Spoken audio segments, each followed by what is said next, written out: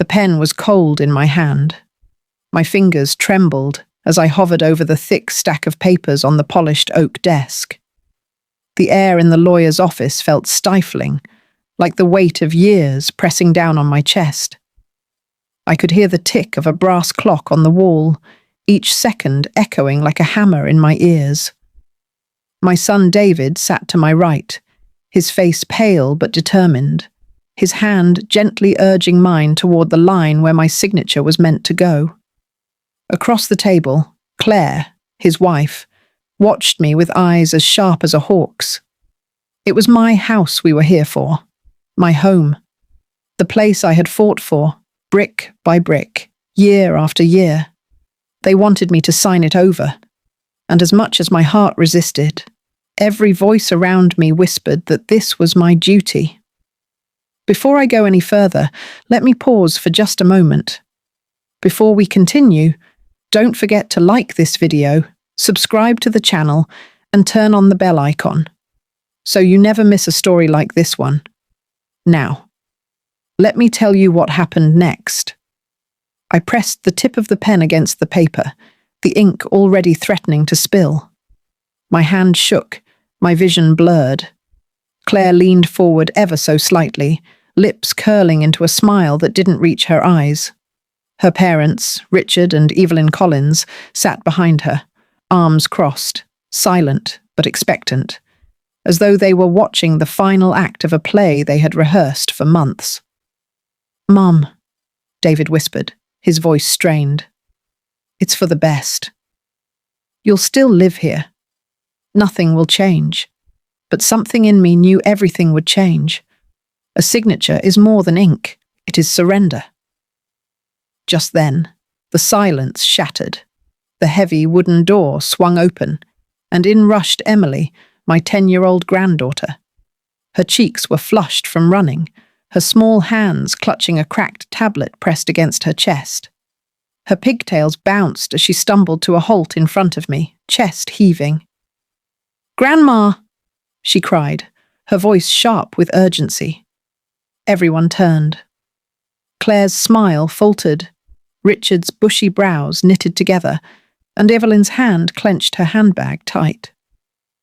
Emily looked at me with wide, frightened eyes, her voice trembling but clear enough to silence the room. "Don't sign it. Please. I know what they're planning." My heart stopped. The lawyer, Mr. Harris, froze, his fountain pen mid-air. For a long moment, no one breathed. The tick of the brass clock grew louder, crueler. David looked confused, glancing between his daughter and his wife. But Claire, oh Claire, her face turned ashen. "Emily," she hissed, her voice cutting through the tension. "This isn't the place." "Go sit down." But Emily didn't move. Her little hands shook, but she lifted the tablet higher, clutching it like a shield. "I have proof," she whispered. "I heard everything."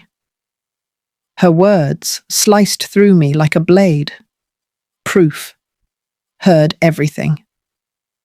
My mouth went dry, and for the first time since we entered that office, I felt the balance shift. The papers blurred before my eyes. The room seemed to sway. I tightened my grip on the pen, though every instinct in my body screamed to drop it. What was my granddaughter about to reveal? The office suddenly felt like a courtroom, each of us standing trial. My mind spun back to the long years that had led us here. I thought of the mornings I woke before dawn, pulling crates of vegetables into the market. The nights I sat hunched over fabric, sewing until my fingertips bled. All of it to protect this family, to build a home where my sons could grow strong. And now, here I was, 64 years old, forced to weigh my worth against the pressure of signatures and property deeds. Claire's voice broke the silence, low and venomous. "Emily is a child. She doesn't know what she's saying. Please, Mary, just sign." Her words stung like acid. My daughter-in-law had always been skilled at masking command with charm. But now, the mask slipped. I saw panic glitter in her eyes. David shifted uneasily in his chair. "Claire, maybe we should—" "No!" Claire snapped, her voice cracking like glass. "She's confused." You know how children are, but I knew my Emily, my sweet granddaughter, who came to my kitchen after school, who sat at my table drawing while I stirred soup on the stove. She was not the type to speak without reason, not the type to burst into a lawyer's office, face pale with fear, unless the truth itself was burning inside her. I turned my gaze toward Emily. "What do you mean, proof?" I asked, my voice trembling. She looked at me, then at the lawyer, then at the papers. Her small chest rose and fell, like waves crashing against a cliff. Slowly, she tapped the screen of her tablet, and the faint sound of muffled voices began to spill from it. I caught only fragments at first. Claire's voice, whispers of selling, Richard's gravelly tone talking about money, Evelyn's clipped words, "She won't dare refuse. Once it's signed, the house is ours." The room fell into an unbearable silence. David's mouth dropped open. "Claire, what is this?" Claire leapt to her feet, reaching across the table, fingers clawing toward the tablet. "It's fake!" she screamed. "She's making it up!" But Emily clutched it tight, retreating toward me, her small body trembling, but her eyes blazing with determination. I stood there, torn between disbelief and the undeniable evidence. My heart pounded like a war drum. For years, I had silenced my doubts, ignored the coldness in Claire's eyes, endured the subtle manipulations. But here, in this room, with the ink still wet on the pen and my granddaughter's trembling voice echoing truth, something inside me awoke. I lowered the pen to the desk. My hand no longer trembled. I looked directly at Claire, her face twisted with panic.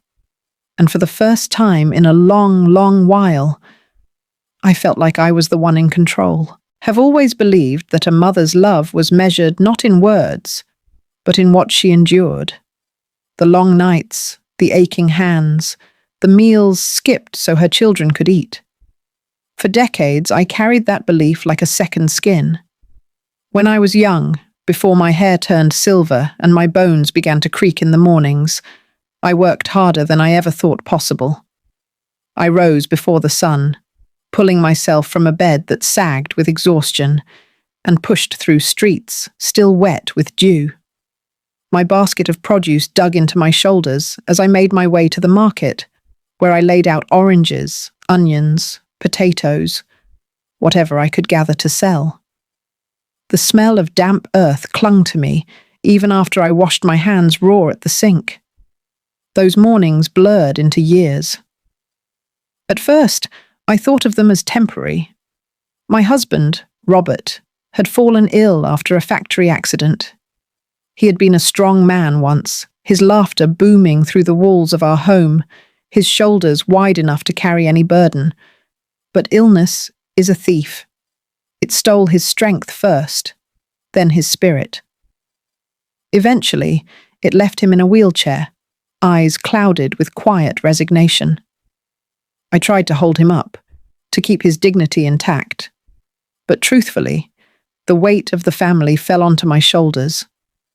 And yet, I never complained. My sons, David and Michael, were still small then. I remember their little hands tugging at my skirt while I measured rice at the market. Their laughter became my shield against despair. Whenever my body ached from sewing until midnight, their voices gave me reason to keep the needle moving. I told myself that one day, all this struggle would blossom into something better. I can still picture the nights I sat alone at the kitchen table, candlelight flickering against the cracked walls. My fingers pricked from the needle, a thimble dent pressed deep into my skin. Around me were piles of shirts, pants, and dresses I had agreed to mend for neighbours. The hum of the sewing machine, when I could afford electricity, was like a companion in the silence. Each stitch was a promise that David and Michael would have shoes on their feet, books in their school bags, and food in their bellies. Sacrifice became my daily bread. And the strange thing about sacrifice is how it changes shape over time. In the beginning, it feels like love, pure and simple. But as the years stretch on, it can harden into something else, something heavier. I used to think of it as my crown, the thing that made me proud. Now, at 64, I realize it had become my chain. I carried everyone. Robert, silent in his chair. David, always reaching higher, always wanting more. Michael, steady and quiet, but struggling to make ends meet with his hands and tools. Even little Emily, though she never asked for it, leaned on me in ways a child shouldn't have to. I bore it all, because that's what a mother does. Or at least, that's what everyone told me. It's your duty. Those words were repeated so often, they began to echo inside me, louder than my own voice. And now, in this stage of my life, that word, duty, was being used against me. When David's wife, Claire, looked at me across the table in that lawyer's office, her eyes sharp and expectant, I heard those same words I had carried for years. It's your duty.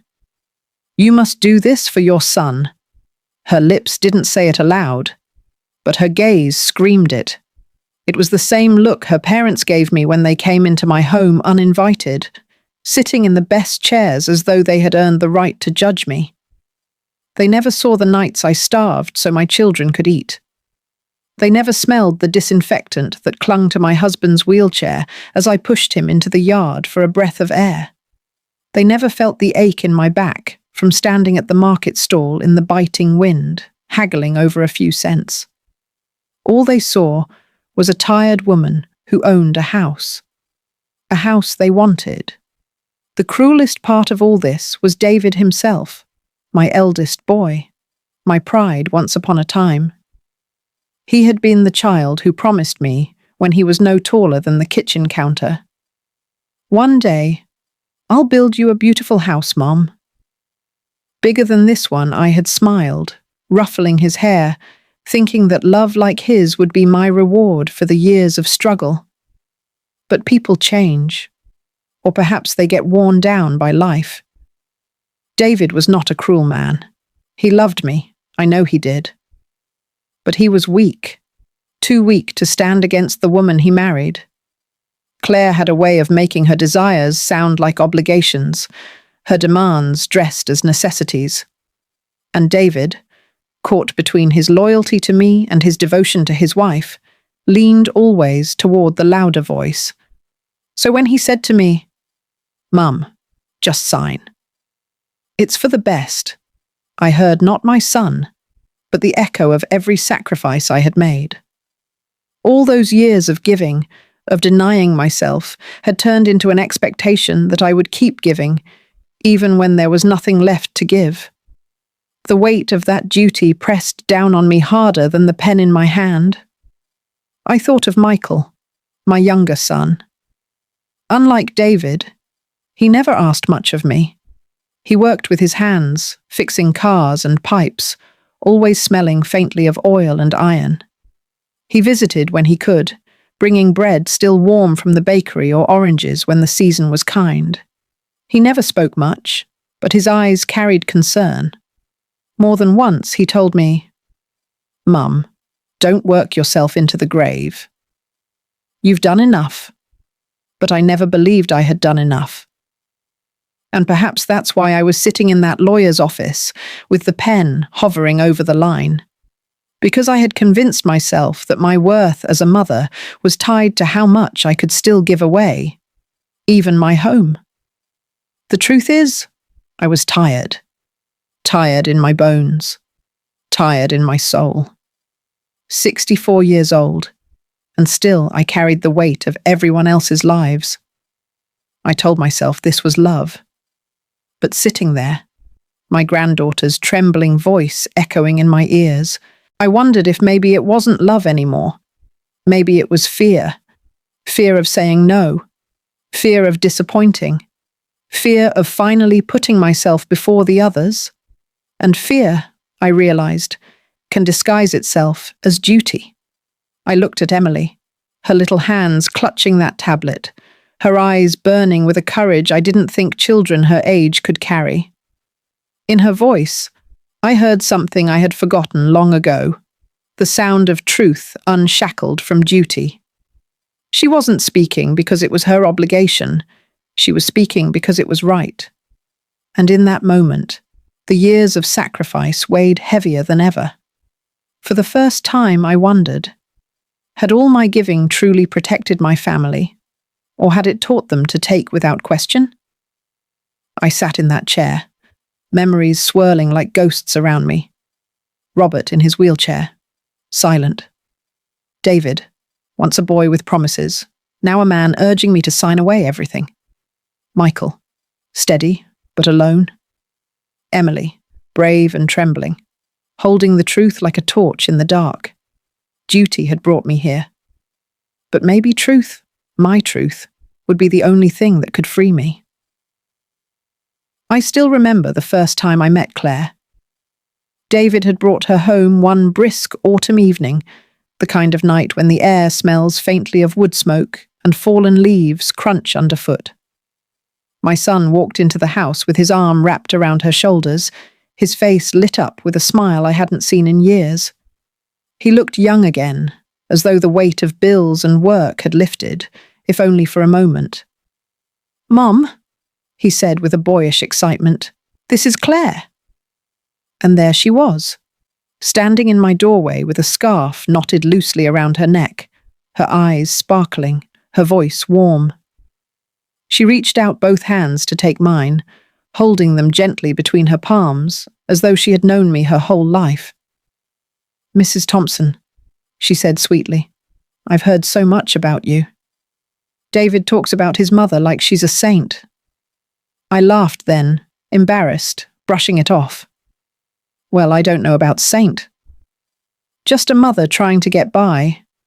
But Claire shook her head, smiling with the sort of confidence that could make anyone believe her words. "No, really. He says you're the reason he's the man he is today. I can already tell. Your kindness shows in everything you do." Her words were honey, and in that moment, I believed them. I wanted to believe them. For the first few months, she seemed like a blessing. She came by with casseroles and fresh flowers, saying she wanted to lighten my load. She helped David around the house, folding laundry while he fixed the squeaky back door. She even knelt beside Robert in his wheelchair, tucking a blanket over his legs, her voice soft and gentle as she asked if he needed anything. I remember standing in the kitchen doorway, watching her with tears prickling my eyes, thinking to myself, at last, David has someone who will love him as fiercely as I do. The neighbours praised me. "You're so lucky, Mary," they said.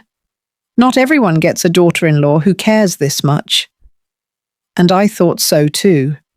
But sometimes, just sometimes, I caught something in her gaze when she thought no one was watching. A flicker of calculation, a glint of control. It was as if she were constantly measuring, weighing, deciding where she stood in the balance of things. At first I ignored it. Every family has small frictions. After all, I had lived long enough to know no one is perfect. And yet, certain moments stuck to me like burrs in a sweater, irritating even when I tried to brush them off. One evening, I passed by the backyard window and saw Claire speaking quickly on the phone. Her voice was low, urgent, the kind of tone one uses when secrets are being exchanged. I couldn't hear every word, but one sentence burned itself into my memory. "Don't worry, everything is going according to the plan." The plan. I stood frozen for a moment, my hand tightening on the dishcloth I'd been carrying. When she saw me through the glass, she startled. then laughed nervously as she slipped the phone into her pocket. "Just a friend," she explained when I asked. She needed advice about something silly. Her words were smooth, but her eyes didn't match her smile. Still, I nodded and said nothing more. Because what reason did I have to doubt her? She was my son's wife. She had given me no proof of wrongdoing. And I had learned, over years of hardship, not to stir trouble unless trouble came to me. But unease had already planted its seed. There were other small things, little habits that pricked at me. She began handling David's finances, insisting she was better with numbers. Soon she was handling his appointments, his errands, even his meals. "He forgets," she'd say with a laugh, spooning food onto his plate. "Men are hopeless without us, aren't they, Mary?" It seemed harmless enough, but the way she watched him, like she was keeping him tethered, made my stomach twist. Then came the subtle shifts in how she treated me. At first, she was endlessly polite, calling me Mum, hugging me goodbye with warmth. But gradually, her words sharpened. She would comment on how old the house looked, how it was too much for me to manage alone. She'd suggest I sell the extra furniture, or whisper to David when she thought I wasn't listening. One afternoon, I found her alone in my living room, thumbing through the drawer where I kept important papers. When she saw me, she shut it quickly, her smile rehearsed. "I was just looking for a pen," she said lightly. I wanted to believe her. I forced myself to believe her. But deep down, doubt gnawed at me. Still, I swallowed my questions. Because what would I say? "I saw you in the drawer?" She would laugh it off, turn it around on me, and David would side with her, convinced his mother was suspicious for no reason. So I told myself I was imagining things. I told myself I was tired, seeing shadows where none existed. But shadows have a way of growing darker if you ignore them. The truth began to surface in the smallest of ways.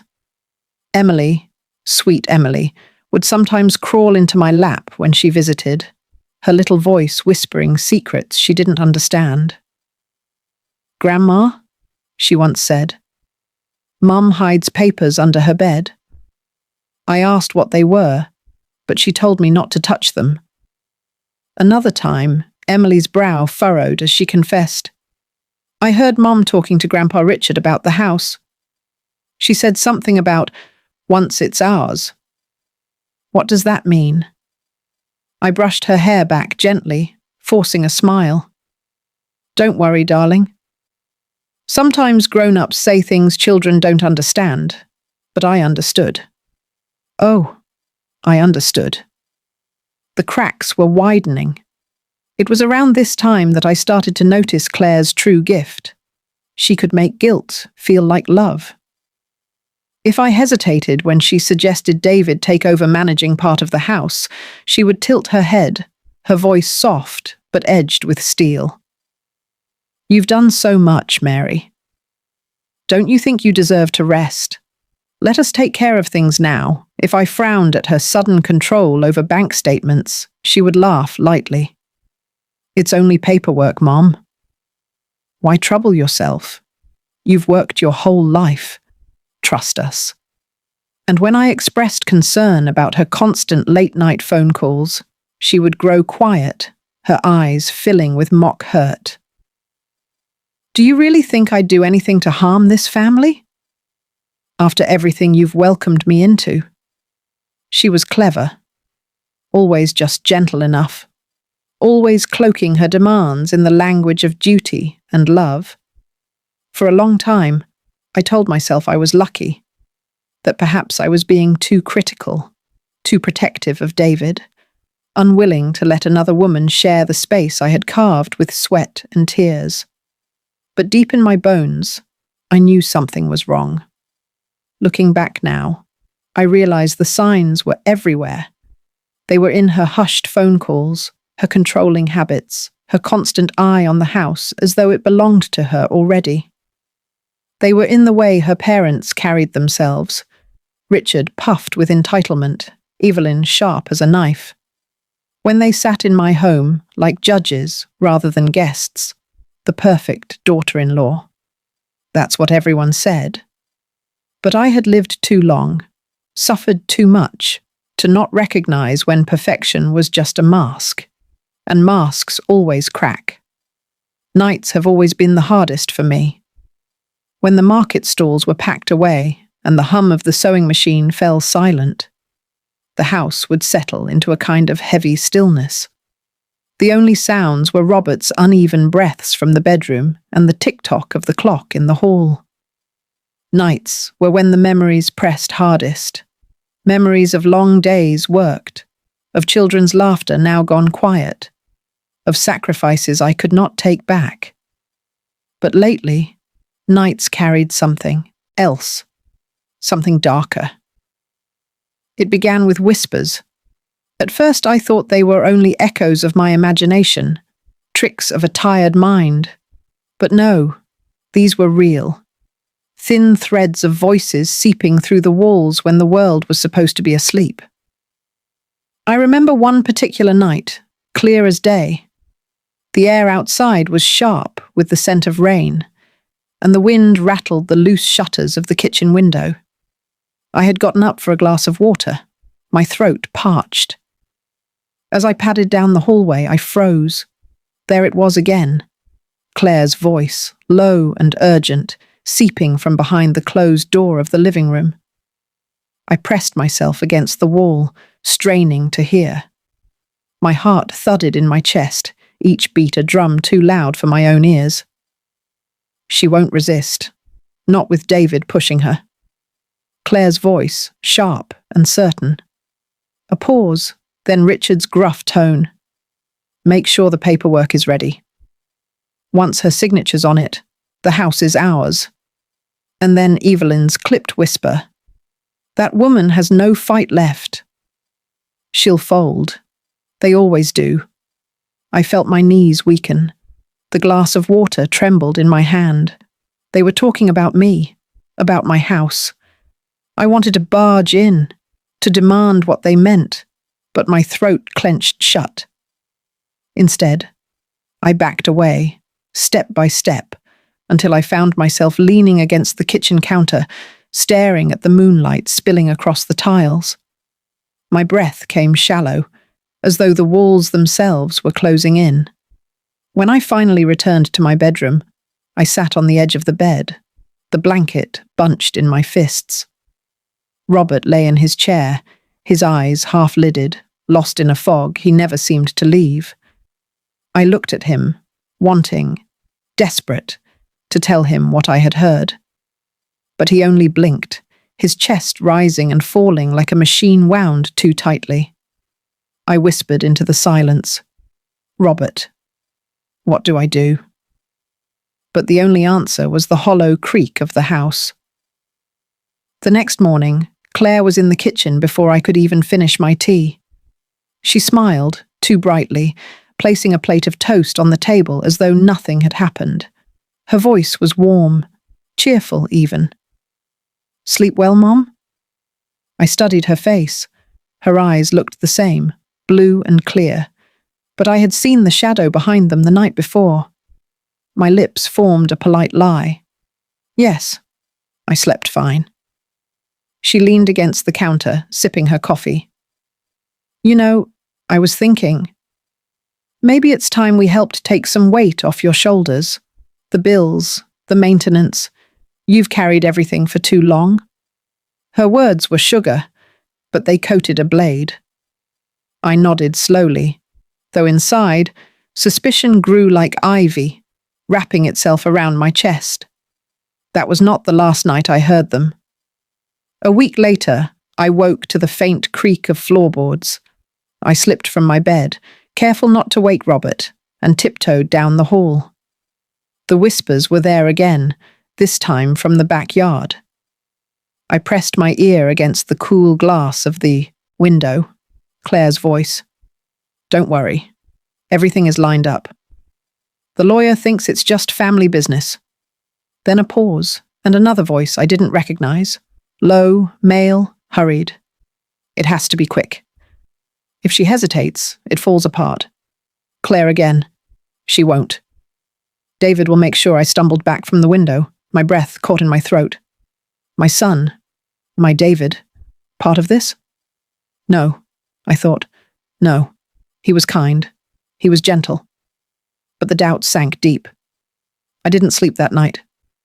I sat in my chair, staring at the shadows on the wall, listening to the silence after their voices had faded. Each tick of the clock was like a nail hammered into my certainty. The next day, Michael came by with a loaf of bread and his toolbox. He was always fixing something. The leaky faucet, the squeaky fan, the bulb that refused to stay lit. He worked in silence, but when he looked at me, his dark eyes searched my face. "Mom," he said quietly, "you look tired." I wanted to tell him everything. I wanted to spill the whispers, the plans, the fear that twisted my stomach. But when I opened my mouth, the words stuck. What if I was wrong? What if it was all misunderstanding? And what if Claire found out I was telling Michael? So I smiled, forcing my lips to curve. Just old age catching up with me. He didn't look convinced, but he didn't press. He only kissed my forehead before leaving, his hands still stained with grease. That night, the whispers returned. This time I did not creep closer. I sat in my bed, fists clenched, tears stinging my eyes. I knew the truth now, even if I couldn't yet prove it. Claire was no blessing. She was a shadow creeping into the corners of my life, pulling David with her, whispering plans to her parents in the dead of night. And I was the fool sitting in silence, too afraid to call it out. Duty had kept me quiet. Fear had kept me still. But as the shadows stretched longer, a voice inside me began to stir. What if I wasn't imagining it? What if the perfect daughter-in-law was nothing more than a mask? And how long before that mask slipped for everyone to see? Children have a way of seeing things adults overlook. We drown ourselves in responsibilities, in excuses, in the endless rhythm of survival. But children notice. Their eyes are unclouded by duty. Their hearts don't bend so easily to fear. It was Emily, my little granddaughter, who began to point out the shadows I was too weary to face. She often came by after school, her backpack bouncing against her shoulders, the straps slipping because she never tightened them properly. She would burst into the kitchen, smelling faintly of crayons and chalk dust, and plop herself at the table while I stirred whatever soup or stew I had managed to prepare. Her chatter filled the house in ways no television or radio ever could. "Grandma, guess what happened today?" she'd say, her voice bright, her hands flying as she described the grand adventure of recess or a new drawing she made in art class. Those were my favorite moments. For a little while, the world outside melted away. I wasn't the weary old woman carrying decades of sacrifice. I was simply Grandma, listening to the stories of a child I adored more than words could ever hold. But as weeks passed, her stories began to change. One afternoon, Emily came in quieter than usual. She dropped her backpack by the door and climbed into the chair across from me, fiddling with the hem of her sweater. Her brow furrowed in a way that looked far too serious for a 10-year-old. "Grandma," she said slowly, "why does Mom always hide papers in her drawer?" My spoon froze mid-stir. The pot of stew bubbled softly, sending the smell of onions and broth into the air, but suddenly it all felt heavy. "What kind of papers, darling?" I asked carefully. Emily shrugged, her small fingers twisting together. "I don't know." "They're white, with lots of writing." I tried to look once, but she slammed the drawer shut and told me never to touch it. She looked different. I forced a smile, brushing a loose strand of hair from her forehead. Maybe they're bills, sweetheart. Grown-ups always have boring papers lying around. She didn't look convinced. Her round eyes searched mine as though she could tell I didn't believe my own words. Finally, she leaned closer and whispered, "But Grandma, she said the papers were about the house." My heart stuttered. I wanted to dismiss it, to laugh it away, but her voice was too steady, too sincere. Children don't know how to disguise truth. It slips out of them raw and unfiltered. I changed the subject quickly, asking about her homework, but her words stayed with me long after she left. Another day, she arrived with a drawing clutched in her hands. She unfolded it proudly on the kitchen table. It was a messy, colourful sketch of a house, the very house we were sitting in. "Look, Grandma." "I drew our home," she said, her smile wide. My eyes watered as I studied the picture. The crooked chimney, the little fence, the flowers she imagined in the yard. She had even drawn me, tiny and stooped, standing at the doorway with a smile. But then she frowned, pointing to a smaller figure she had drawn beside me. "That's Mom," she explained.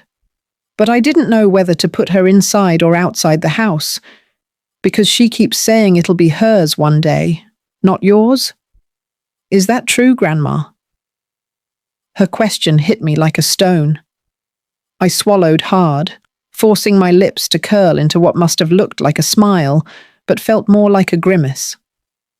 "People say silly things sometimes, my love. Don't worry about it."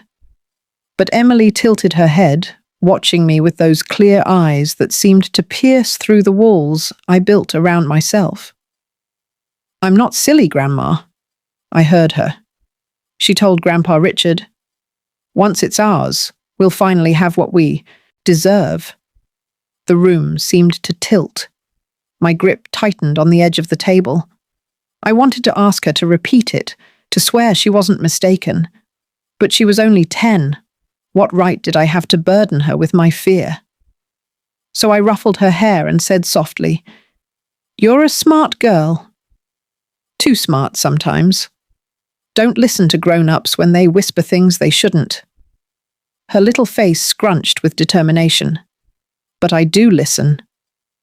"Because you don't. You always smile and nod. But I hear what they say."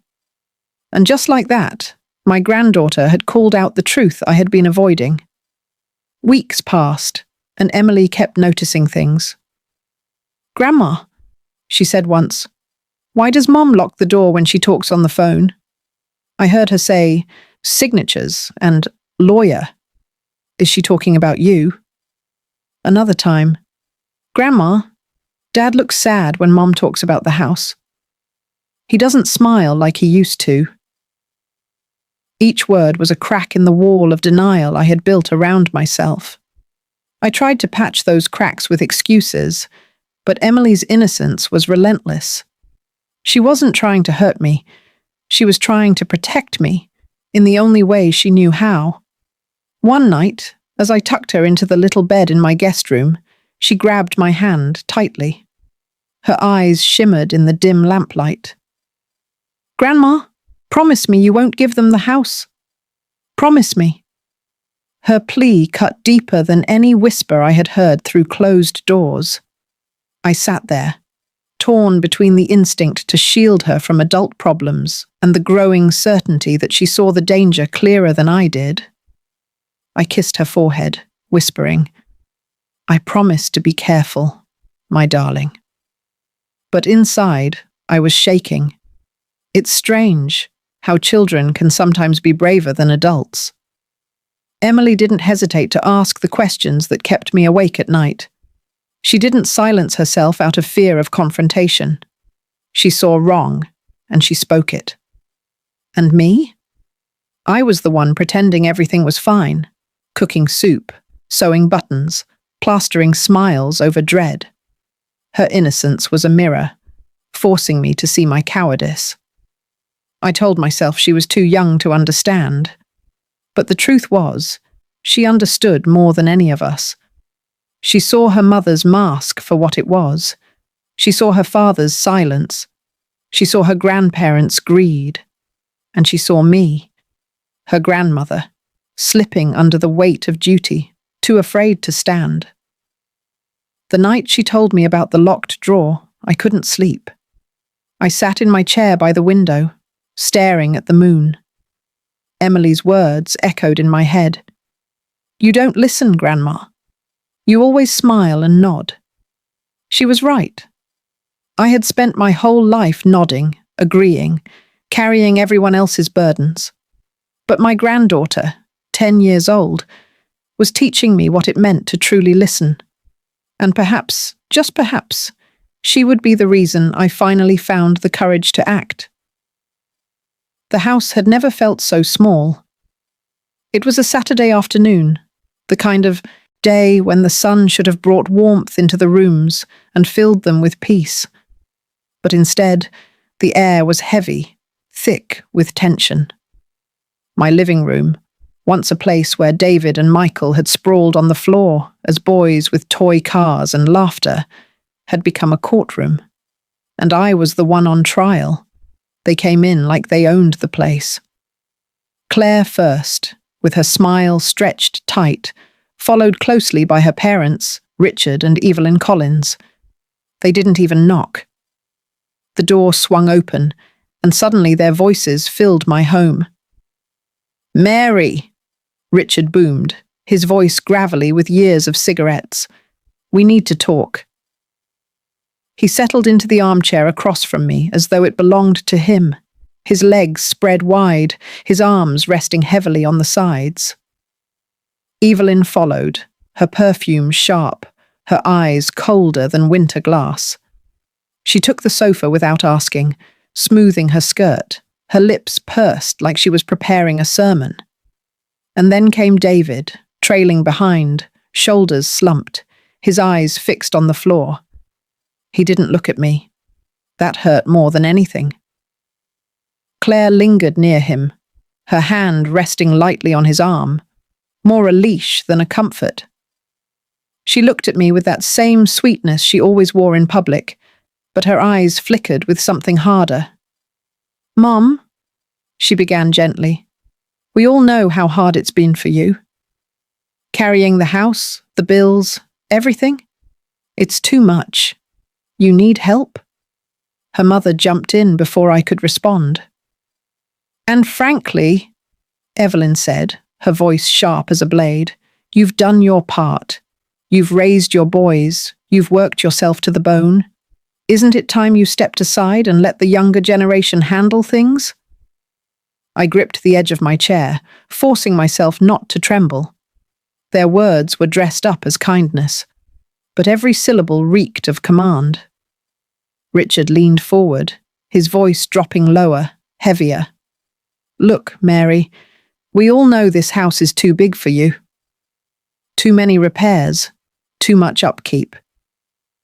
David and Claire are ready to take it on. It's the natural order of things. You sign it over, and we'll make sure you're comfortable. Isn't that what family's for?" Family. They twisted that word until it sounded like a threat. I glanced at David. He still wouldn't look at me. My heart ached at the sight of him. My firstborn, the boy who once promised to build me a palace with his own 2 hands. Now he sat silently while his in-laws carved up the home I had fought for all my life. "David," I whispered, my voice cracking. "Is this what you want?" He shifted uncomfortably, rubbing the back of his neck. For a moment, his eyes flickered to mine, soft and uncertain. But then Claire squeezed his arm, and whatever resolve he had melted away. "Mum," he said quietly, "it's for the best. You'll still live here. Nothing will change. Nothing will change." How easily he said it, not realizing everything would change. A house without ownership is not a home. It's a cage you can be pushed out of at any time. Evelyn leaned forward, her hands folded neatly in her lap, her eyes like daggers. You've always been a good mother, Mary. Don't ruin that now. A mother gives everything for her children. Isn't that right? Her words pierced me. A mother gives everything. For decades I had lived by that creed. My hands bore the scars of it, my back the weight, my heart the cracks. And now they wielded it against me like a weapon. I wanted to scream, to tell them that duty had already taken my youth, my body, my peace. But the words tangled in my throat. Claire's voice slid into the silence, smooth and practiced. Mum, don't think of this as giving something up. Think of it as protecting the family's future. We'll take care of you. You won't have to worry about anything anymore, but her eyes betrayed her. Sharp, unyielding, triumphant. I felt cornered. The walls of the house seemed to press in closer. My own home no longer belonged to me in that moment. It belonged to their voices, their demands. Later that evening, after they finally left, I sat at the kitchen table with a cup of tea gone cold. The silence was suffocating. Robert wheeled himself slowly into the room, his eyes clouded but searching. I placed my hand over his frail one, whispering, "They want everything, Robert. Everything I've built. And David won't stop them." He blinked slowly, a tear slipping down his cheek. It was the first time in months I'd seen him weep. That broke me more than their words. Michael arrived not long after, his shirt stained with oil from a long day's work. He saw me at the table, saw the untouched tea, and his jaw tightened. "They came again, didn't they?" he asked, his voice low. I nodded. "They won't stop." He dropped his toolbox with a thud and sat across from me, his eyes burning with quiet fury. "Mum, don't you dare let them take it. This house is yours. You built this life with your own blood and sweat, not them, not Claire, not her parents." Tears welled in my eyes, spilling onto the table. "But David—" Michael reached across, gripping my hand with his calloused fingers. "David's lost right now, but you're not. Don't let them break you." His words steadied me, but the weight of guilt pressed harder. Was I tearing my family apart by resisting, or was I saving it? The following Sunday they returned, this time with papers, neatly stacked crisp white sheets bristling with legal jargon I could barely understand. They spread them out on my dining table like vultures circling a carcass. Richard tapped the top page with his thick finger. "All it needs is your signature. Then everything will be official. David and Claire will handle the responsibilities, and you can rest." I stared at the papers. My name printed in bold, spaces waiting for my pen. "Think of Adam," Evelyn added, sharply, mistaking my silence for hesitation. "Think of your son's security. Do you want people saying you abandoned him in his time of need?"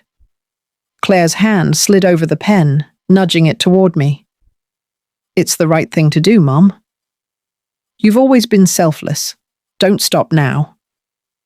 And there it was again, that word, selfless. They said it like it was praise, but it felt like chains. Emily was in the corner, sitting quietly with her sketchbook, but I could feel her eyes on me. When I glanced at her, she gave the tiniest shake of her head, her lips pressed together as if she wanted to shout, but knew she couldn't. In her silence, I found my own. I pushed the papers back across the table, my voice steady, though my hands trembled. "Not today." Their faces shifted, shock, irritation, even anger. Evelyn's lips tightened, Richard muttered under his breath, and Claire's smile cracked for the briefest moment before she forced it back.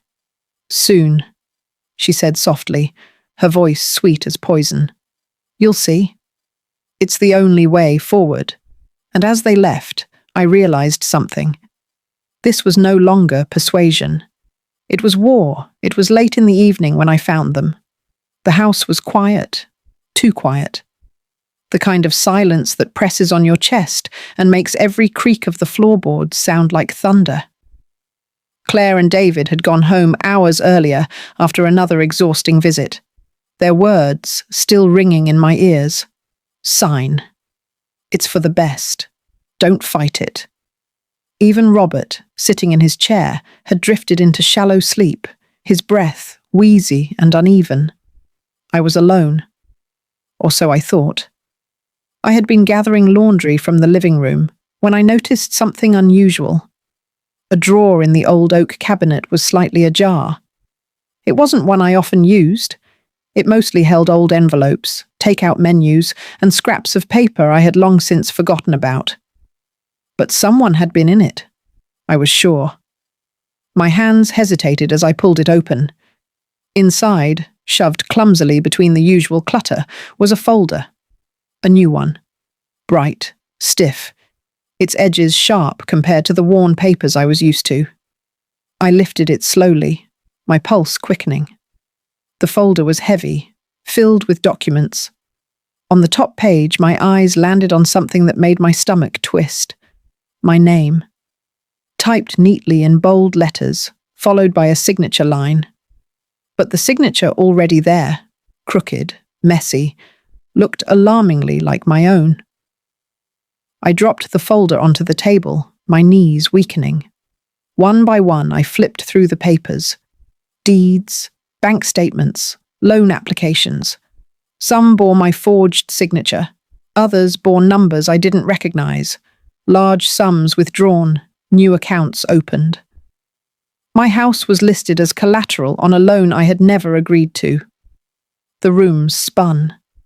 My heart hammered against my ribs so hard I thought it might burst. They hadn't just pressured me. They had already begun taking pieces of me, using my name, my life, to build their lies. I sank into a chair, clutching one paper in my trembling hands. Claire's handwriting was in the margins, neat, calculated notes. Push for signature by end of month. David will handle resistance. Richard to secure second loan. My stomach churned. I wanted to vomit. All the whispers, the late-night calls, Emily's innocent warnings. They weren't just paranoia. They were truth. And the truth was darker than I had let myself imagine. I don't know how long I sat there, staring at those pages, my tears blurring the ink. The house seemed to close in on me, the walls leaning forward as though mocking my blindness. That's when I heard a sound. A soft shuffle, like slippers against the hallway floor. I turned sharply, clutching the folder to my chest. Emily stood there in the doorway, her sketchbook hugged tight to her chest. "Grandma?" she whispered. I couldn't sleep. I quickly wiped at my eyes, trying to compose myself. "It's all right, darling." Go back to bed, but she didn't move. Her gaze dropped to the folder in my arms. "Are those the papers Mom hides?" My breath caught. She knew. She had known all along. I pulled her gently to me, pressing her small head against my chest. "Emily, sweetheart, listen to me. You mustn't say anything. Not yet." She looked up, her eyes wide and glistening. "I knew they were doing something bad, Grandma. I just knew it." She hesitated, then whispered, "I can help you." I shook my head quickly, my heart aching at her bravery. "No, darling. You're just a child. This isn't your burden." But she frowned, her little chin lifting with stubborn determination. "I already heard things. I already saw things. And I'm not afraid her words cut deep. How could I, a woman of 64, cower in silence while a 10-year-old spoke with such courage? The next morning, I tried to act normal. I made oatmeal, fed Robert, folded the laundry. But the folder burned like fire wherever I hid it. I slid it beneath the loose board under my bed, praying Claire wouldn't think to look there. When David and Claire arrived that afternoon, I forced a smile, though my stomach was knotted. Claire breezed in with her usual charm, carrying a bag of groceries she placed pointedly on the counter. "Thought you could use the help, Mum," she said sweetly. Her eyes darted around the room, sharp, searching. I realized with a jolt she was looking for the folder. I clutched my apron tighter, my palms damp. "That's kind of you," I said evenly. "Thank you." David looked tired, as always, his shoulders weighed down by invisible burdens. He kissed my cheek, muttered something about work, and sat quietly in the corner while Claire busied herself in the kitchen. But I couldn't look at him the same way anymore, because now I knew. His silence wasn't just weakness, it was complicity. His name was on those documents too.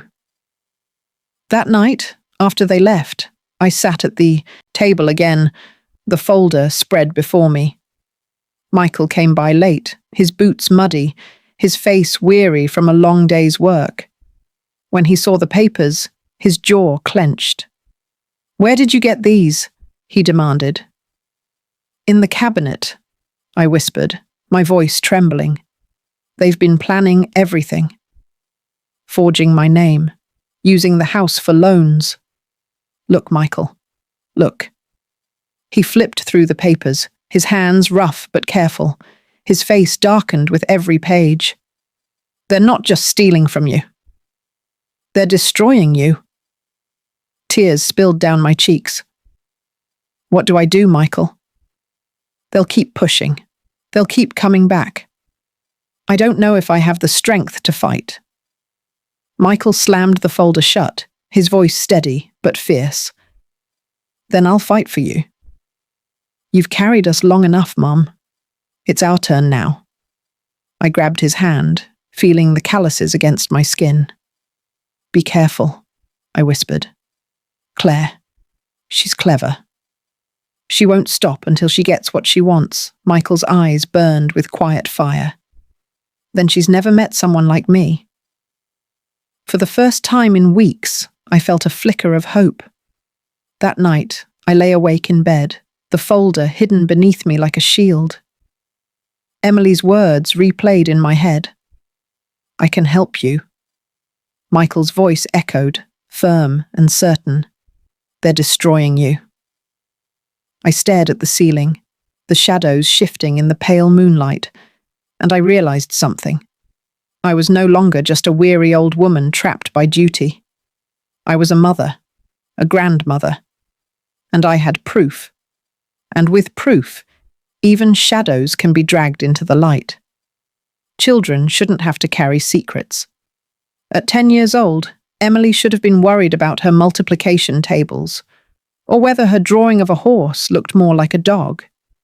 But instead, she was carrying the weight of something far heavier, something she should never have had to touch.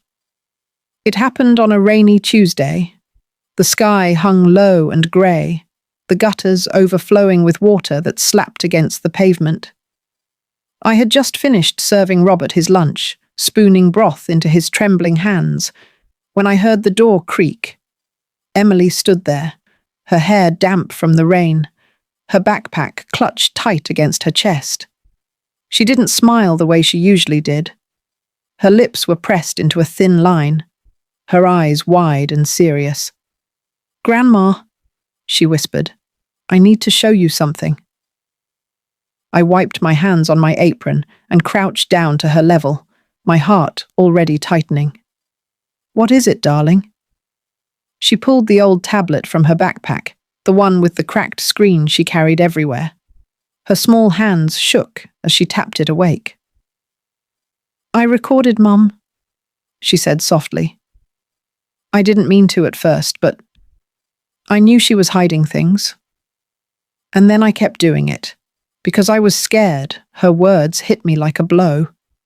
My sweet granddaughter, spying on her own mother, because the adults in her life had failed to protect her. "Emily," I whispered, brushing her damp hair from her forehead. Are you sure you want to show me this? She nodded firmly, her jaw set with determination. You need to know, Grandma. Otherwise you'll sign. And then everything will be gone. Her voice cracked on the last word. My throat burned. I pulled her close, pressing a kiss to her forehead. All right, sweetheart. Show me. She pressed play. At first, the sound was muffled, a jumble of rustles and footsteps. Then came Claire's voice, sharp and hurried, as clear as if she were standing right in front of me. Don't worry. Once she signs, the house is ours. She won't fight. She's too old, too tired. David will keep her calm. Then Richard's voice. Make sure it's legal on paper. We don't want any surprises, and Evelyn. She'll hand it over. She always gives. That's what women like her do. They sacrifice until there's nothing left. The blood drained from my face. My knees buckled, and I collapsed into a chair, the tablet shaking in my hands. Grandma? Emily's voice was small, worried. I looked at her, tears stinging my eyes. My darling, how did you... when... She bit her lip. I was hiding under the table one night when Mom was on the phone with Grandpa Richard. I pressed record because I thought maybe I could prove something. And then I kept doing it. I have more. More. The word echoed in my skull. She scrolled quickly, her small finger trembling, and pressed play again. This time Claire's voice was lower, a whisper meant for secrecy. The lawyer thinks it's just a transfer. Once it's signed, we can take a second loan. The old woman won't even know. And then laughter, Evelyn's, cold and brittle. I slammed the tablet shut, my whole body shaking. The air around me felt thin, like the oxygen had been sucked out of the room. Emily climbed into my lap, wrapping her arms around me. Her little voice muffled against my chest. I didn't want to scare you, Grandma. But I couldn't let them win. I held her tight, rocking her gently as tears slid down my cheeks. You're so brave, Emily. Braver than any of us. That evening, Michael came by again, his boots leaving muddy prints on the rug. I handed him the tablet with trembling hands. Listen, I whispered. He did. And as the voices of Claire and her parents filled the room, I watched my younger son's face harden. His jaw clenched, his nostrils flared, his eyes burned with fury. When the recording ended, he slammed his fist onto the table, the sound cracking through the silence. I knew it, he hissed. I knew she was rotten. But this is beyond greed. This is a crime. I nodded weakly, tears still running down my cheeks. What do we do, Michael? They'll never stop. He grabbed my hands, his grip rough but steady. We fight, Mom. We don't give them another inch. Not of this house. Not of you. Emily looked between us, her little face solemn. I'll help too. Michael softened, turning to her. No, Em. You've already done more than enough. You were the one who saved her. You were the one who gave us proof. But Emily shook her head, stubborn as always. I'm not stopping. If they try something, I'll record them again. I'll show everyone what they're doing. Her bravery tore at my heart. What kind of world forces a child to stand guard over her own grandmother? That night, after Michael left, I sat with Emily in the kitchen, the rain still beating against the windows. She doodled absently in her sketchbook while I stared at the flickering oil lamp. My mind was a storm. Proof was in my hands now, undeniable and sharp as a knife. But proof alone doesn't keep wolves at bay. Claire was clever, Richard and Evelyn ruthless. David, my own son, was too tangled in their web to see clearly. I wanted to believe love could fix this. That if I just showed David the recordings, He would break free of her hold and protect me. But another part of me, colder and harder, whispered, he already chose her once. He might do it again. Emily looked up from her drawing, her voice soft. Grandma, when you were my age, were you scared like this? I blinked at her, surprised by the question. Slowly I nodded. Yes, sweetheart. But it was a different kind of fear. I was afraid of hunger, of losing the roof over our heads, of not being able to give your father and uncle a future. But this... My voice broke. This is worse. Because it comes from inside the family. She reached across the table, placing her small hand over mine. Then we'll fight it together. I smiled through my tears, squeezing her hand gently. Together, I whispered. And for the first time in weeks, I felt a flicker of something stronger than fear, a flicker of defiance. The lawyer's office smelled faintly of old books and polished wood, the kind of place where silence carried weight and decisions felt permanent. The oak desk gleamed under the soft lamplight, the papers stacked neatly in the center. My name was printed on every page, waiting to be claimed, waiting for me to give away everything I had built. Claire sat to my right, her hand resting lightly on David's arm. Her posture was perfect, her smile poised, as though she were the portrait of a dutiful wife. But I could feel the steel beneath her softness, the demand behind her smile. Across the room, her parents, Richard and Evelyn Collins, sat with smug patience. Richard's hand tapped against his knee, a steady rhythm of confidence, while Evelyn smoothed her skirt, her eyes sharp as ice. They didn't even try to hide their anticipation. And there was David, my son. His face pale, his shoulders slumped.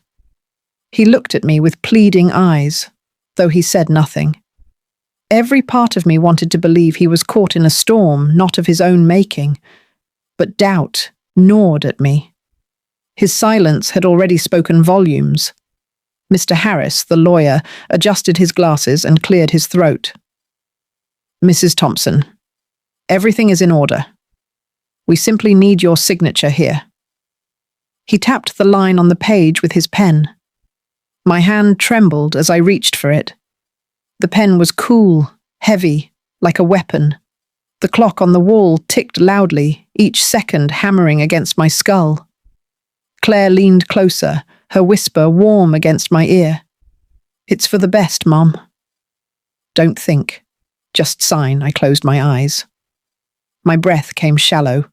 The weight of duty pressed on me like an anchor, pulling me under. But then, just as the tip of the pen touched the page, the door burst open. Stop.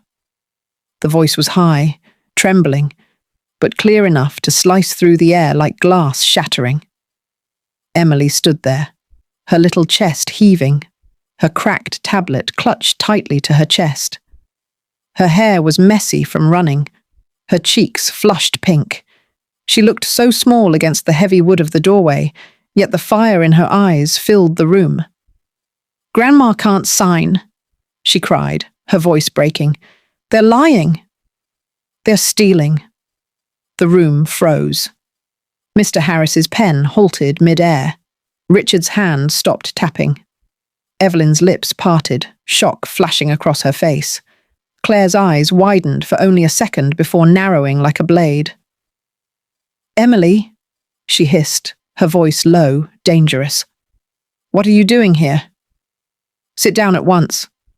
But Emily shook her head, clutching the tablet tighter. No. Everyone has to hear this. She stepped forward, her hands trembling as she unlocked the screen. My heart pounded as I reached toward her. Emily, wait. But it was too late. She pressed play. The sound filled the room. Claire's voice, unmistakable, sharp and cold. Once she signs, the house is ours. She won't fight. She's too old, too tired. David will keep her calm. Gasps echoed in the room. David's face drained of colour, his mouth opening in silent horror. Then came Richard's gruff tone. "Make sure it's legal on paper. We don't want any surprises." And Evelyn's clipped words. "She'll hand it over. She always gives. That's what women like her do. They sacrifice until there's nothing left." The silence that followed was heavier than stone. Mr. Harris's eyes darted from me to the Collins family, his face pale. What is this?" he stammered. Richard leapt to his feet, his voice booming. "It's fake!" Children play with gadgets. They don't know what they're recording. But Evelyn's mask had slipped. Her hands trembled as she gripped her handbag tighter, her lips pressed so thin they nearly disappeared. Claire stood, her smile gone, her face a mask of panic. "It's nothing. Just taken out of context." She turned to David, desperation flickering in her eyes. "Tell them, David." "Tell them it's nothing." David's mouth opened, but no sound came out. He looked at me, then at Emily, then at the lawyer. His silence was louder than any denial. Emily's small voice rose again, breaking through the chaos. "There's more." She tapped the screen, and another recording played. Claire's voice, lower this time, whispering into the phone. "The lawyer thinks it's just a transfer. Once it's signed, we can take a second loan. The old woman won't even know."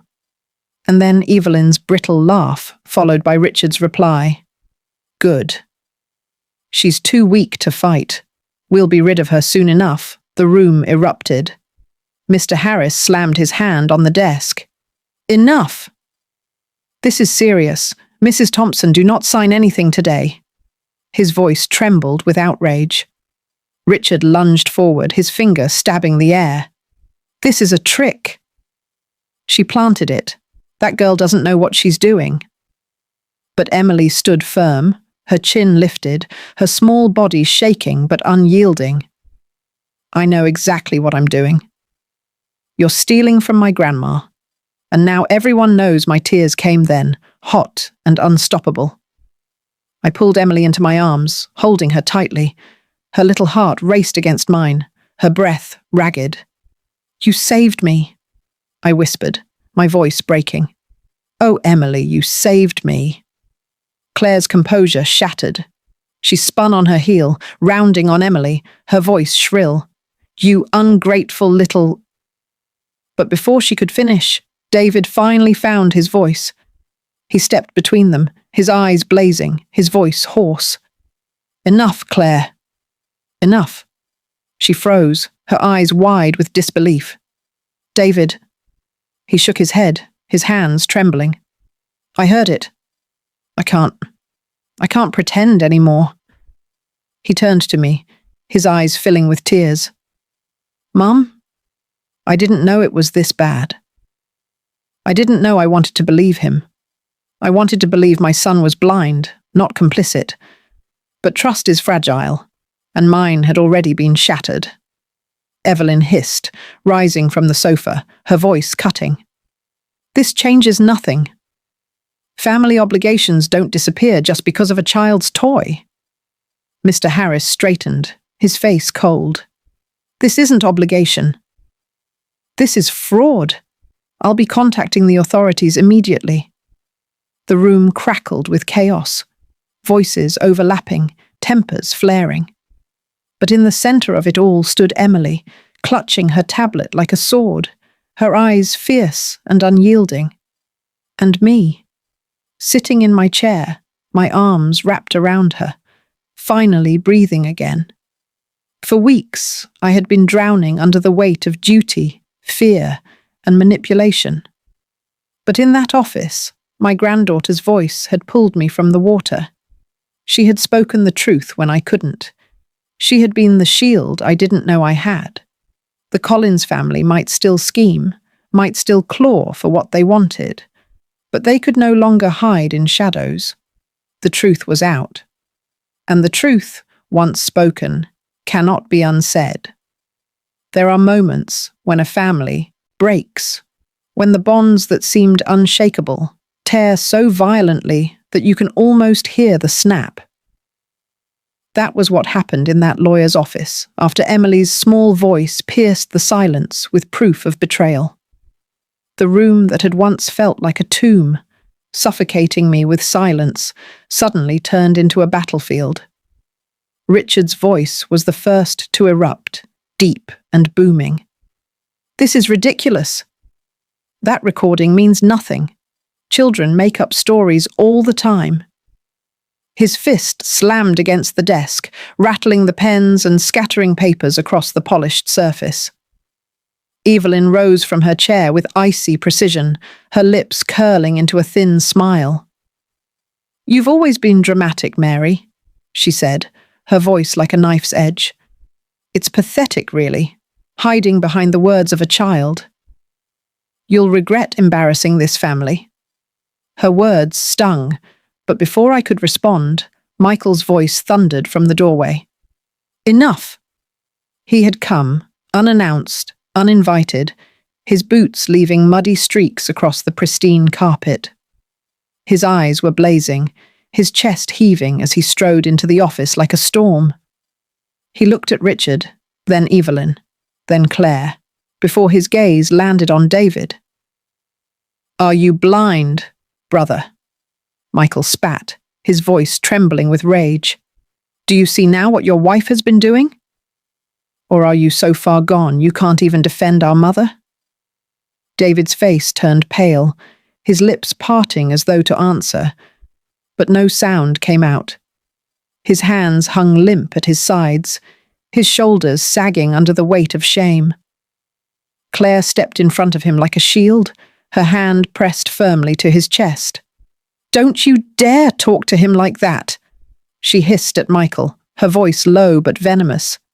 "David is a good man. He's doing what's best for his family. Unlike you, who hides in garages and thinks greasy hands make him noble." Michael's jaw tightened, his fists clenching at his sides. For a terrifying moment, I thought he might strike her. But instead, he stepped closer, his voice low and dangerous. "You poisoned this family the day you walked in, and you'll never take what doesn't belong to you." Claire's composure cracked. She turned on me, her eyes flashing with fury. "You see what you've done? You've pitted son against son. You've ruined everything. All because you couldn't let go of a pile of bricks and wood."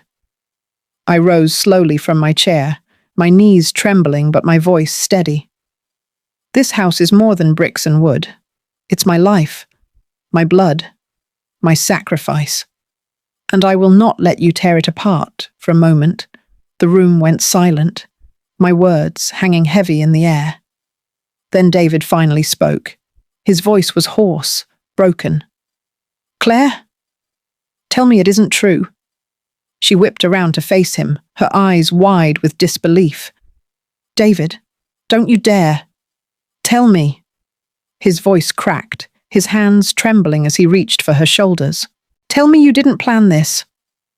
Tell me you didn't forge her name, that you didn't—" His voice faltered. "That you didn't see my mother as nothing but an obstacle." Claire's lips parted, but no words came out. Her silence was answer enough. David's hands fell away from her. He staggered back as though struck. "My God," he whispered. "All this time." Richard barked out a laugh, cruel and sharp. "Don't be naive, boy. You knew. You just didn't want to see it. You've been a part of this from the start, whether you admit it or not." David shook his head violently, his face ashen. No, I didn't." Evelyn stepped forward, her voice cutting through the chaos. "We are your family, David." Not her. She jabbed a finger toward me, her eyes narrowing. "That old woman has chained you to her guilt for decades. We're the ones giving you a future. Don't throw it away now." Emily clung tighter to me, her small body trembling. "Don't listen to them, Daddy," she whispered. Please. They only want to hurt Grandma. Her words broke something in David. His knees buckled, and he dropped into the chair beside me, his head in his hands. What have I done? He whispered, his voice choked with regret. Claire's face twisted, her mask completely gone. She spun on him, her voice shrill. You coward! You'd throw me away for her? After everything I've done for you? After everything I've built? Michael's laugh was bitter. Built? You've built nothing but lies. Claire lunged toward him then, her hands raised as though to strike. But Michael caught her wrists mid-air, holding her firm. Touch me again, he said, his voice low and lethal. And I swear I won't hold back. Mr. Harris, pale and shaken, finally rose from behind his desk, his voice trembling but firm. That's enough. This office is not a battleground. If you people want to tear yourselves apart, do it elsewhere. But I will not be a part of fraud and deceit. He gathered the scattered papers and shoved them into a drawer. Mrs. Thompson will not be signing anything today, or ever, under these conditions. Now get out before I call the police. The Collinses erupted in protest. Richard barked about rights. Evelyn hissed about family duty. Claire screamed that she was being slandered. But their voices blended into a meaningless storm. Because in that moment, all I could see was my family. Broken. David with his head in his hands. Michael standing rigid with fury. Emily clinging to me like I was her only anchor. And me, trembling, heartbroken, but finally breathing air that wasn't poisoned by silence. The truth had torn us apart, but perhaps it had also saved us. I never thought I would see the day when my family's private shame would spill into the open, dragged into the hands of strangers with badges and notebooks. But betrayal has a way of spreading like smoke. Once it escapes, there is no containing it. 2 days after the confrontation at the lawyer's office, the knock came. It was sharp, heavy, the kind of knock that made the walls vibrate and the pit of my stomach turn to ice. I was in the kitchen, rinsing dishes, when Robert's chair squeaked in the living room. He stared at me with wide, foggy eyes, as if he too understood what that knock meant. Emily was sitting at the table, sketching with her crayons. She froze, her little hand hovering over the paper, her eyes darting to me. "Grandma," she whispered. "It's them." I wiped my hands on my apron and opened the door. 2 police officers stood there, one tall and broad-shouldered, the other younger, with tired eyes. Their uniforms looked too crisp against the worn paint of my doorway. "Mrs. Mary Thompson?" the older one asked. "Yes," I managed, my voice trembling. He nodded. "We'd like to speak with you about some allegations concerning fraudulent property documents. We've also received audio evidence provided by your granddaughter." He glanced at Emily, whose face turned pale, but whose chin lifted bravely. I stepped aside, my knees weak, and let them in. The officers sat at my dining table, their notebooks open, their pens scratching as I laid out everything. The folder I had found in the cabinet, the forged signatures, the recordings Emily had captured, the relentless pressure from Claire and her parents. My voice shook, but once I began, it was as though a dam had burst. All the whispers, the guilt, the fear. I poured it out until my throat was raw. Michael arrived halfway through, his face tense. He leaned against the doorway, arms crossed, his eyes flickering between the officers and me. When I finished, the younger officer cleared his throat. "Mrs. Thompson, based on what you've provided and the corroborating recordings, we'll be opening a criminal investigation. Forgery and attempted fraud are serious charges. Do you have reason to believe your son David was complicit?" The question stabbed at me. My hands tightened on the edge of the table. I don't know, I whispered. He stood by her. He stayed silent. But he's my son. My voice broke. He's my son. The officers exchanged a glance. The older one's voice softened. We understand this is difficult. But we need to know everything. The courts won't see family ties. They'll only see evidence. Tears stung my eyes. Emily slipped her small hand into mine, squeezing gently. Daddy didn't know, Grandma, she whispered, as though trying to absolve him. He just listened to Mum too much. Michael's jaw tightened, but he said nothing. Later that evening, as the officers prepared to leave, the younger one paused at the door. We'll need to speak with your son and daughter-in-law directly. There's a chance arrests will be made. We recommend you don't have further contact with them until this is resolved. His words felt like chains around my heart. No further contact with my own child. When the door closed behind them, the silence was unbearable. I sank into a chair, pressing my hands to my face. Emily climbed into my lap, wrapping her arms around my neck. Michael stood by the window, staring out at the dark street, his shoulders rigid. They'll pay for this, he muttered. Every one of them. But I wasn't thinking of Claire or her parents. I was thinking of David, my boy. Would they take him too? Would his name be dragged through the mud because he hadn't had the strength to stand up to her? The next morning, the police returned. This time, they didn't come alone. Their car pulled up just as the Collins family arrived, striding up the walk as though nothing had changed. Richard's voice carried, loud and dismissive. This is nonsense, Mary. Do you really think you can drag us into court? We'll bury you in legal fees before you see a dime. Evelyn followed, her heels clicking sharply against the pavement. Open this door, Mary. We need to talk like civilized people. Claire was with them too, her face pale, but her eyes still sharp. And David, oh David, he trailed behind them, his steps slow, his head bowed. I stood frozen in the hall, Emily clutching my hand so tightly her nails dug into my skin. Michael moved in front of us, his stance protective. The officers intercepted them before they reached the porch. The older one raised a hand. Richard Collins? Evelyn Collins? Claire Thompson? You're under investigation for attempted fraud and forgery. You'll need to come with us for questioning. The outburst was immediate. Richard shouted about injustice. Evelyn shrieked about family honor. Claire screamed that it was all lies.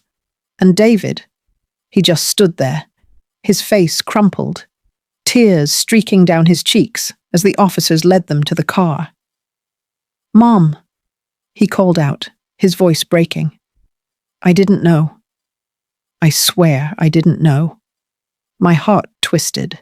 Every part of me wanted to run to him, to hold him, to shield him like I had when he was a boy with scraped knees. But Michael's hand gripped my shoulder firmly, grounding me. Don't, he whispered. Not now. The police car doors slammed shut. The sound echoed down the street, final and cold. That night, the house was quiet again. Too quiet. I sat at the kitchen table with Emily, the oil lamp flickering between us. She drew softly in her sketchbook, her small hands steady despite everything. Grandma, she said softly, does this mean it's over? I looked at her wide eyes searching for reassurance I wasn't sure I could give. It means the truth is out, sweetheart. And that's the first step. But in my heart, I knew the battle wasn't finished. Legal papers, investigations, courts, they would drag us through the mud. David's tears haunted me. Would he stand by them? Or would he finally stand by me? Michael came in from the porch, his boots muddy, his face set in grim determination. He kissed my forehead gently. You're safe now, Mom. We'll make sure of it safe. The word felt fragile, but as I looked at Emily, her head resting on my shoulder, I realized something. The Collinses had taken so much from me, my peace, my trust, my faith in family. But they hadn't taken Emily, and they hadn't taken Michael. And maybe, just maybe, that was enough to begin again. The days after the arrests felt like stepping into a house after a storm. The walls were still standing, the roof still overhead, but everything inside was scattered, soaked, broken. My family had been torn open, its fractures exposed, and now there was nothing left but to sort through the wreckage. The Collins family was gone, at least for now. Richard and Evelyn had been taken in for questioning, their loud protests echoing down the street long after the police car pulled away. Claire had gone too, her face pale and furious, her hands gripping the seatbelt as though she could strangle it. But David had not been handcuffed. Not yet. He had sat slumped on the curb outside the office while the police loaded his wife and her parents into their car. His face was hollow, his eyes red, his shoulders shaking as though the weight of the whole world pressed down on him. And when he called after me, "Mom?" I didn't know. I swear I didn't know. The sound carved a wound into my heart that no truth could heal. I wanted to run to him. I wanted to cradle his face in my hands, to tell him I believed him. But how could I? The recordings had been clear. My forged signature had been sitting in plain sight in my own house. Silence, too, is a kind of crime. And David's silence had nearly cost me everything. Now the house was quiet. Too quiet. Emily sat curled in the armchair in the corner, her sketchbook in her lap, her crayons scattered around her like little islands of colour in a sea of grey. She wasn't drawing houses anymore. That day, she had drawn a tree. Its roots stretched wide, gripping the ground, while its branches reached for the sky. When she showed it to me, her little voice whispered, "This is us, Grandma." We're still standing. I kissed her forehead, my tears spilling onto her hair. Children should not have to carry wisdom like that. But she did. And she carried it with more grace than any of us. Michael became the anchor. He was at the house every day, fixing the leaking sink, mending the broken fence, chopping firewood as though each swing of the axe was a blow against the Collins family. He said little, but his presence was steady, unshakable. In the evenings, when the house grew heavy with silence, he would sit at the table with me, his big hands wrapped around a chipped coffee mug, and listen. "You've carried enough, Mom," he said one night, his voice low. "Let me take it from here." I reached across the table, covering his rough hands with mine. "You've always been stronger than you think, Michael. And now, you're all I have left to lean on." His eyes softened. "You have Emily too. Don't forget that. She's braver than both of us put together." We shared a smile then, one small spark of warmth in the cold. But David, oh David. He came 2 days later, alone. I heard his car pull into the driveway, the tires crunching against the gravel, and my heart seized. Emily peeked through the window, her face pale. "Daddy's here," she whispered. I opened the door before he could knock. He stood there, his hair dishevelled, his eyes bloodshot, his shoulders slumped like a boy caught in some terrible mischief. Except this was no childish prank. This was betrayal. "Mum," he said, his voice breaking. "Please let me in." Against every instinct, I stepped aside. He walked into the living room, his eyes darting around as though expecting ghosts to leap from the corners. He sank into the sofa, his head in his hands. "I didn't know it would go that far," he whispered. "I thought Claire just wanted to help with the house." I thought, I thought I was protecting you." I stood across from him, my hands gripping the back of the chair to keep myself steady. "Protecting me?" My voice shook with anger and grief. By standing silent while she forged my name. By letting her whisper plans in the night to her parents while you sat there and said nothing. He flinched as though I had struck him. "I was blind," he said hoarsely. "I wanted to believe she loved me.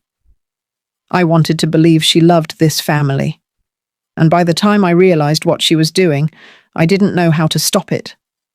I thought if I just stayed quiet, it would pass." Emily's small voice rose from the corner. "It wouldn't pass, Daddy. It almost took Grandma's house. It almost took her." David turned to her then, tears spilling down his cheeks. "I'm so sorry, Em. I'm so sorry I let it go this far." She hugged her sketchbook tighter, her little chin lifting in defiance. "You need to fix it." His eyes met mine again, desperate, pleading. "Mum, I'll do whatever it takes. I'll talk to the police. I'll testify against Claire, against her parents. Just, please, don't hate me." Hate. The word lodged in my chest. I didn't hate him. I couldn't. He was my boy. But I couldn't look at him without seeing the signature that wasn't mine, the plans written in Claire's handwriting, the silence that had nearly destroyed me. "I don't hate you," I whispered finally. "But trust. Trust takes longer to mend than paper." He bowed his head, sobs shaking his body. Michael stood in the doorway, his arms crossed, his jaw tight. He said nothing, but his eyes burned. I knew he wanted to throw his brother out, to protect me from more heartbreak. But I also knew this was a wound that only time could test. That night, after David left, Emily climbed into my lap, pressing her little head against my chest. "Grandma," she whispered, "are we going to be okay now?" I kissed the crown of her head, holding her close. "We're broken, darling. But broken things can still be mended." She nodded, her eyelids heavy, and drifted to sleep in my arms. As I sat there in the quiet, rocking her gently, I realized that the pieces of my family would never fit together the same way again. But maybe that wasn't the point. Maybe the storm had torn us apart so we could rebuild stronger, rooted in truth instead of lies. And maybe, just maybe, that was enough. The house is quiet tonight. Not the heavy silence of fear that used to press against the walls when Claire's whispers filled the night, but a softer kind of quiet. The kind that comes after rain, when the world is washed clean but still damp, still fragile. I sit at the kitchen table, the same table where so much has happened, where papers were spread out like weapons, where tears soaked the wood, where Emily pressed her small hand against mine and begged me not to sign. Tonight, there are no documents, no confrontations, only an oil lamp flickering beside me and the faint scratching of Emily's crayons in the living room. She's drawing again. A house, just like ours. But this time, there are no sharp lines, no figures lurking in the shadows.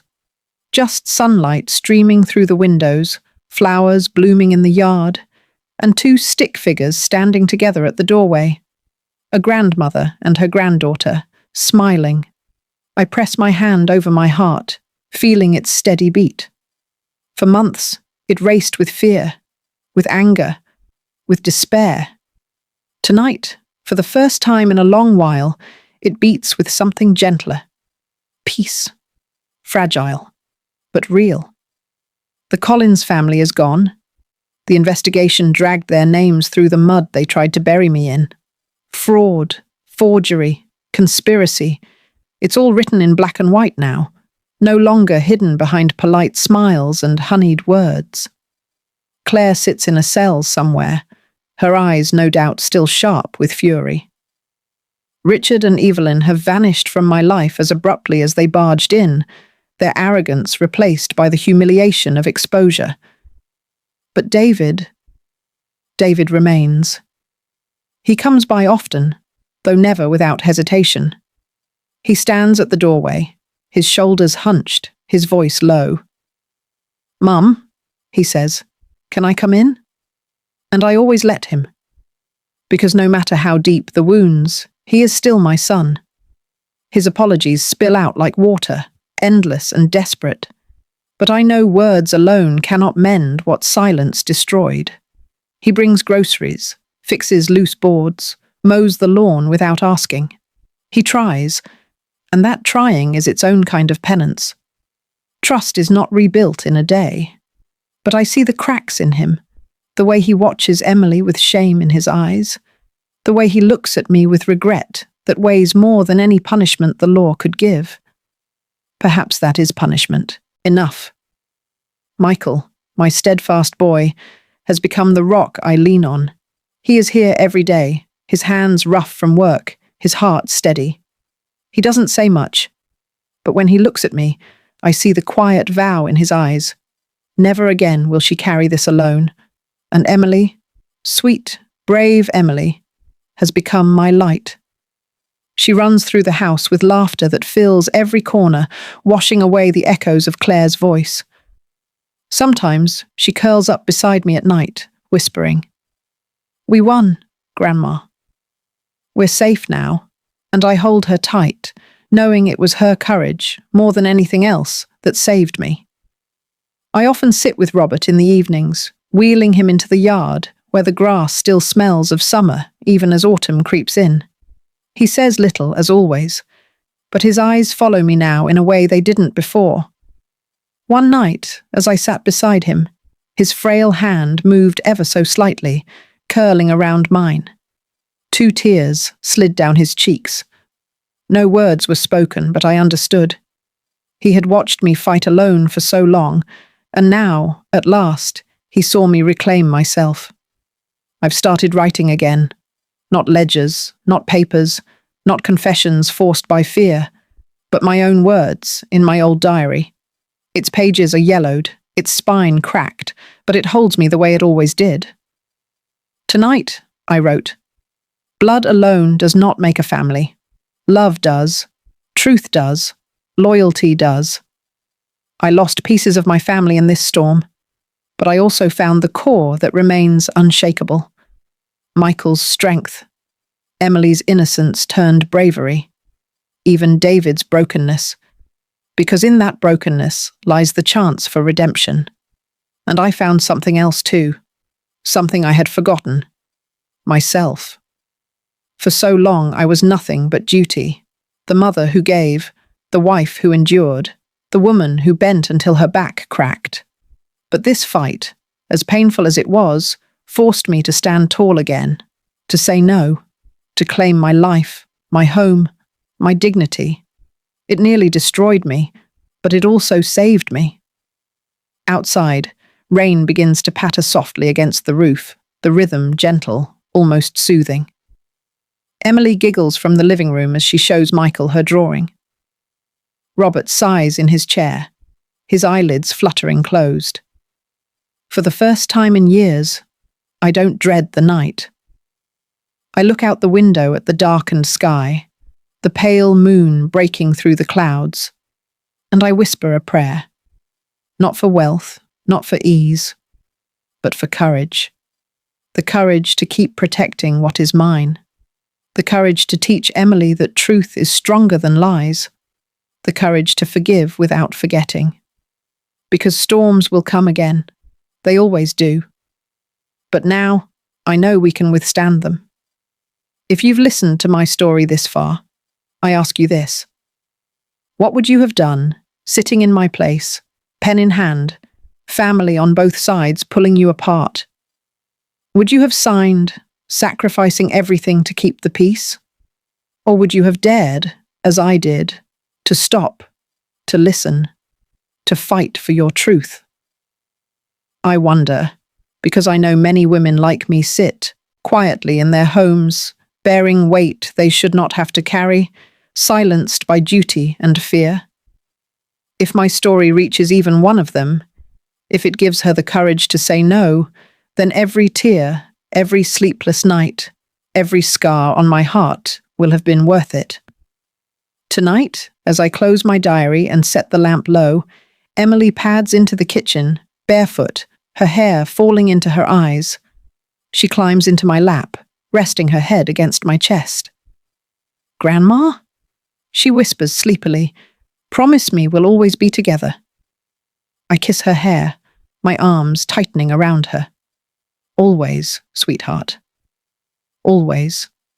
And in the quiet of that moment, I know, no matter what storms may come, we will endure, because the truth, our truth, has set us free.